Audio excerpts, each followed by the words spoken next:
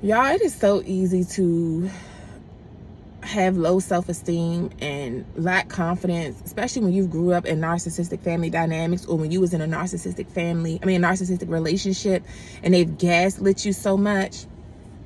You'll really feel like you don't know what you're talking about. Your confidence your self-esteem levels will dwindle because these people have made you out to believe that what you say, what you think, it doesn't matter, that it's invalid.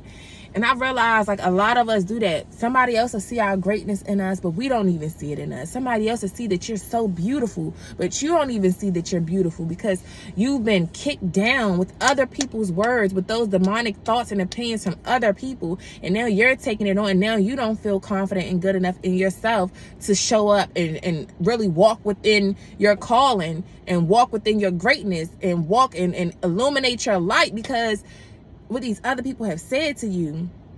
So if you've been in that situation, bruh, I'm telling you, like, because I still am dealing with this. Like, when it's like so hard to really shake that thing because it's like, you know what you know, but the enemy be tricking you and be like, nah, don't nobody want to hear that, especially when it's like some good stuff.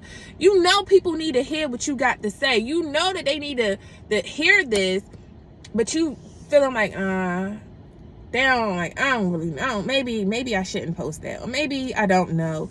Like, I just now, as I was just listening to another video from my one of the guys I watch, and then a video I watched the other day about, the girl was like, you are prepared. Like, it was like a prophetic word video, and she was talking about the confidence, and I just realized that because I do battle with that. Even when I do my videos, I'm like, I don't know, but yet the other day when I was on live for Mother's Day, and the guy was like, this was a good live or whatever, I was like, in my head, I'm like, really? Oh, you really got something from it? Because it's like, I've always spoken that raw talk. I've always been real. I've always been that. Like, I've been this since a youngin'. Like, I've been this. I've been being real. I've been had a lot of wisdom.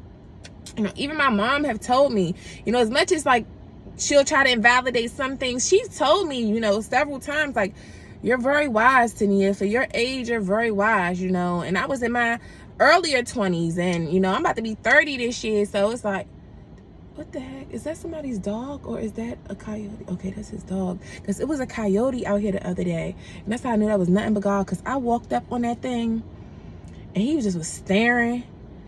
And I started walking backwards.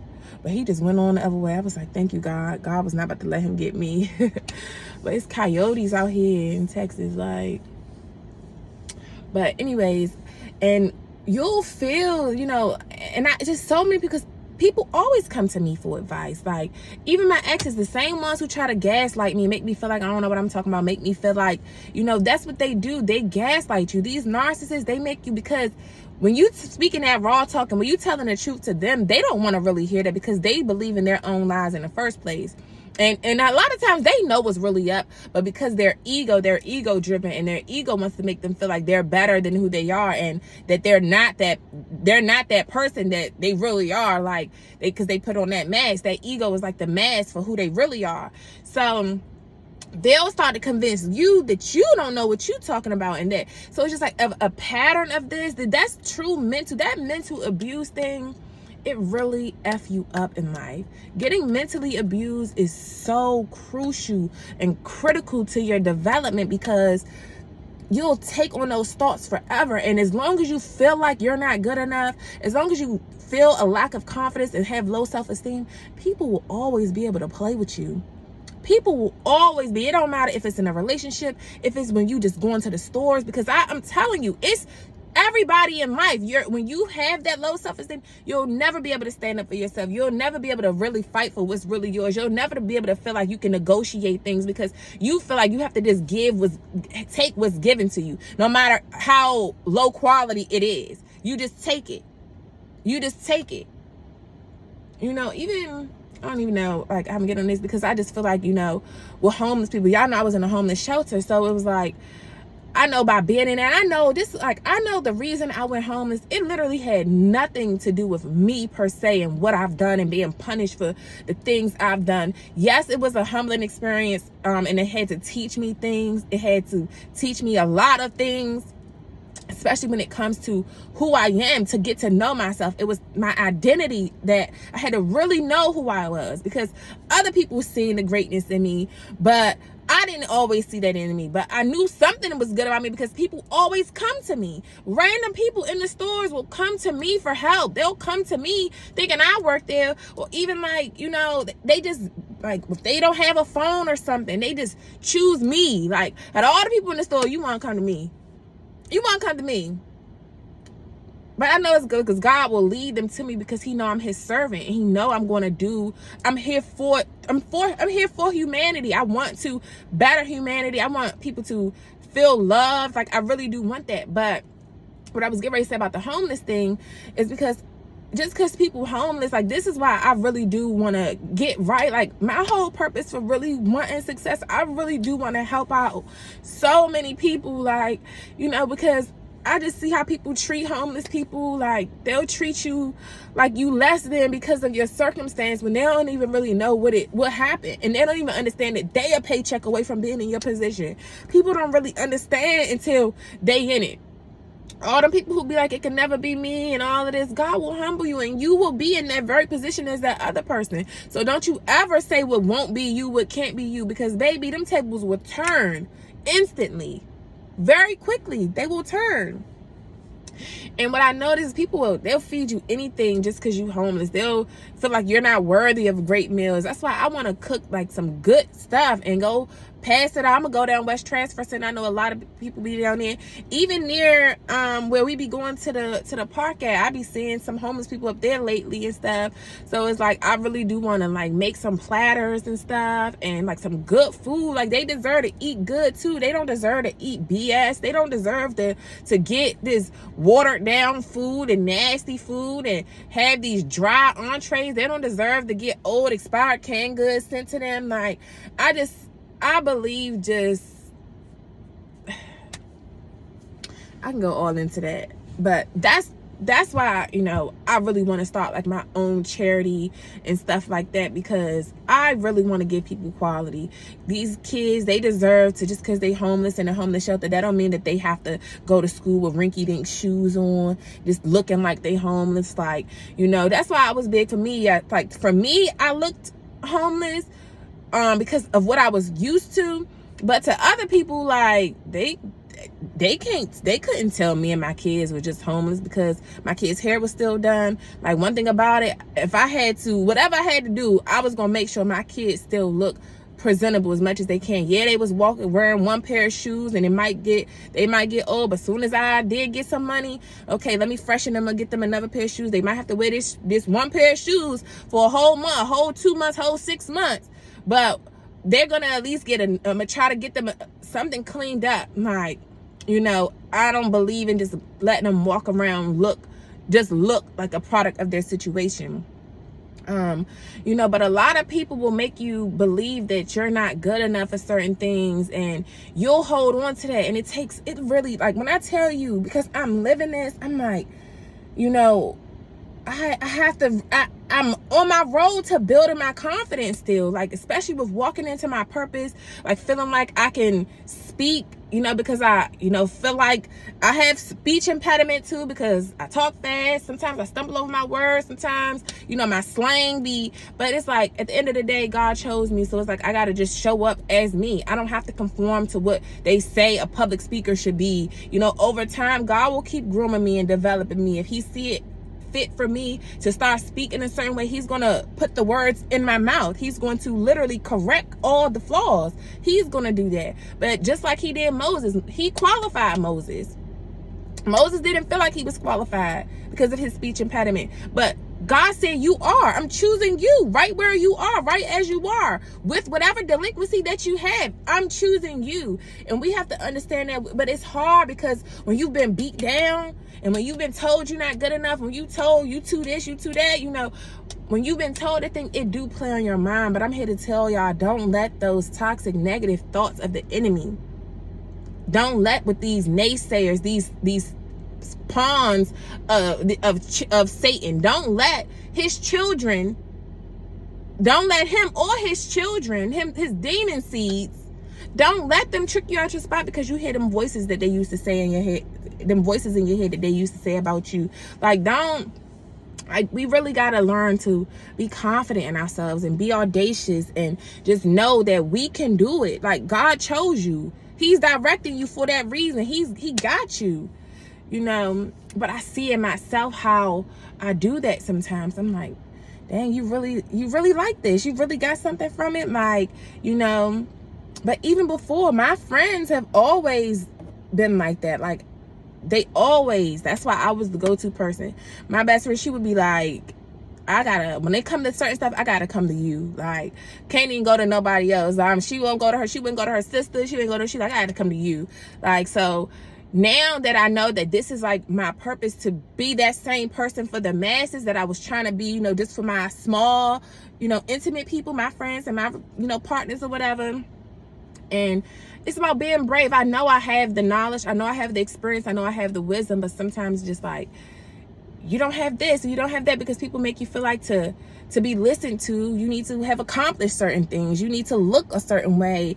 And it's like, that's all false, you know, but it's still a matter of reprogramming your own mind to believe that you are good enough. Even though these people have made you feel like you're not good enough, you know, the things because you've been invalidated, like I said, when you grow up in narcissism or been in a narcissistic relationship and all they do is gaslight you and make you feel like you're not this, you know, just because it's better for them. It works out better for them to trick you out your spot and make you feel like you're not good enough, because they're easily able to manipulate you and play with you and get you to conform and do what they want you to do. If they make you feel like you don't know nothing, so you don't really know anything, you need me for guidance. So when a narcissist does that, it do make you feel like, okay, I don't really know what I'm talking about, so this is why oftentimes the truth tellers, the scapegoats of the family dynamic, you end up going into narcissistic relationships, and then even when you get into those, you start feeling like a lack of confidence, and you just go for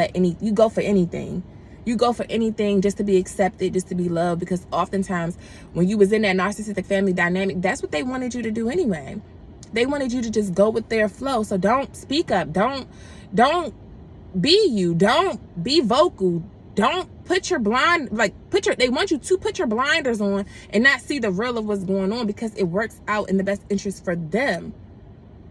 But once you realize who you are and you started gaining some, you know, boldness about yourself, and you start, you know, not looking for validation from those narcissists and stuff, you begin to see who you are. You begin to see yourself. And then you got to believe in your own self, even those people don't believe in you, even when they try to kick you. Because it's a lot of manipulation with them. It's a lot of manipulation. It's a lot of going back and forth, you know. But a lot of times people see you. They know what's up with you for real. And they're intimidated by your strength. They're intimidated by your intellect. They're intimidated by your wisdom, you know. And now, like I said, I can sit in any age group and hold a conversation with any age group, with any class of people. I don't care if you're the richest, if you're the poorest, because I know a little bit about a lot. So I can sit with anybody and know something, you know, because I have experience, like, in so much. I have so much experience in so many different areas of life. I know a little bit about a lot, like, literally. And because of that, I do have wisdom, because I've experienced a lot. And people know. They know. And sometimes they'll be intimidated by how you are so young and you know this much, or how were you that young and was able to grasp this concept that it took me years and years and years and years to grasp, you know. That's why a lot of times, if y'all like been in a job atmosphere and you have, you know, some of the older people might be intimidated by the younger crowd, because it's like, they're like, how you get this position? And it took me years to get here, or I'm getting paid the same. You getting paid more than me, and you younger, and you just coming in this, and I've been working this for years. And even with your parents, that's why a lot of times, as the scapegoat, black sheep of the family, something like you're gifted. You have a gift from very early on. You have that wisdom. God instilled a lot of wisdom in you from very early on that maybe your parents at their old age still haven't been able to grasp. So now they're looking at you. They're like, who do you think you are? You think you're better because you know this? How do you even know that? And you're this age, But I know even my own mom, she said it several times, like, you so wise for your age.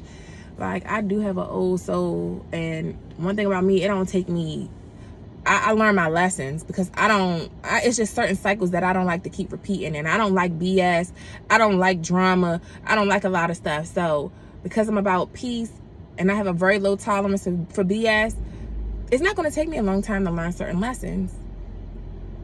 It's not going to take me a long time to learn certain lessons, because I'm going to easily get fed up with the BS.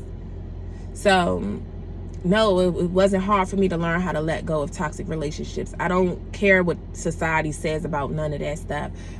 If it's not serving me, it got to go. I'm not staying in it for the sake of putting on an image for the world. A lot of people make it seem like it's about the kids, but a lot of people stay in stuff for them. It don't got nothing to do with the kids.